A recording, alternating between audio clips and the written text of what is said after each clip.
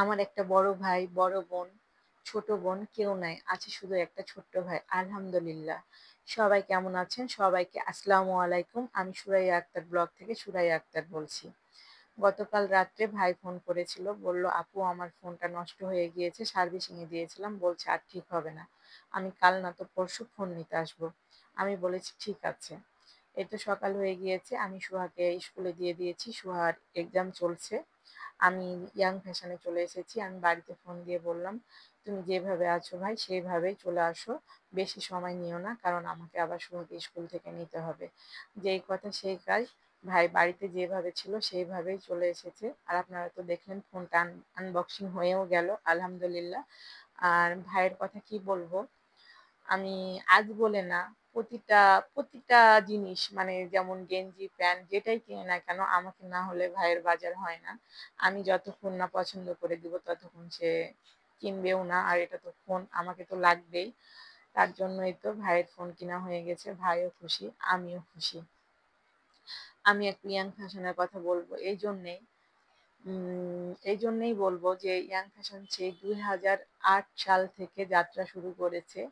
আর আমিও সেই 2008 সাল থেকে এই কাদের ভাইয়ের কাছে ফোন কিনি। আমার জীবনে আমি যতটি ফোন ইউজ করেছি সবটাই কাদের ভাইয়ের কাছ থেকে। আর কাদের ভাইয়ের আচরণ ব্যবহার এক কথায় অমায়িক, বলার মতো কিচ্ছু নাই। আর সার্ভিসিং এর কথা তো আপনারা সবাই জানেন, যে যে এখানে নিয়েছেন। সার্ভিসিং এর কথা আমি কিছুই বলবো না, কারণ এটা সবাই জানে কতটা ভালো সার্ভিসিং দেয় কাদের ভাই। আর শুধু কাদের ভাই, জাকির ভাই, তারপরে যে আমার ছোট ভাইগুলো আছে সবারই ব্যবহার অমায়িক। সবাই অনেক ভালো মনের মানুষ আলহামদুলিল্লাহ।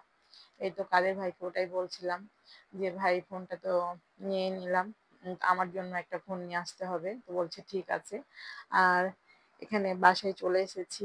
যে আপনারা তো জানেন আজকে মা মেয়ে দুজনেই বৃষ্টিতে ভিজেছি, মজা করেছি। শরীরটা একদম ম্যাজ ম্যাজ করছে, কিছুই ভালো লাগছে না।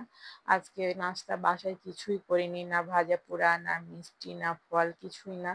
ভাবলাম যে অন্য কিছু খাওয়া যাক, শরীরটা ভালো লাগছে না তেমন। তো এই তো সুহানা তার বাবার সাথে যে কাসুন্দি দিয়ে পেয়ারা মাখানো আর ছোলা নিয়ে এসেছে। সুহানা কিন্তু দুটোই পছন্দ করে। আমার সুহানা না, আমার দুই গুড়িয়া রানী এটা পছন্দ করে। এই বিশেষ করে ছোলাটা আর কাসুন্দি দিয়ে পেয়ারা মাখানোটা।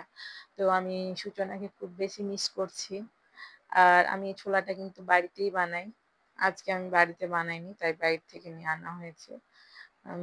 আর সুহানাকে বললাম তুমি কি খাবা, বলছে আমি ছোলাটাই আগে খাবো। তো সুহানা একটু চাপে আছে, চাপে থাকাটা স্বাভাবিক, কারণ সুহানার কালকে অঙ্ক পরীক্ষা আছে। তো সুহানার জন্য সবাই দোয়া রাখবেন। পরীক্ষা চলছে, পরীক্ষাগুলো যেন অনেক ভালো হয়।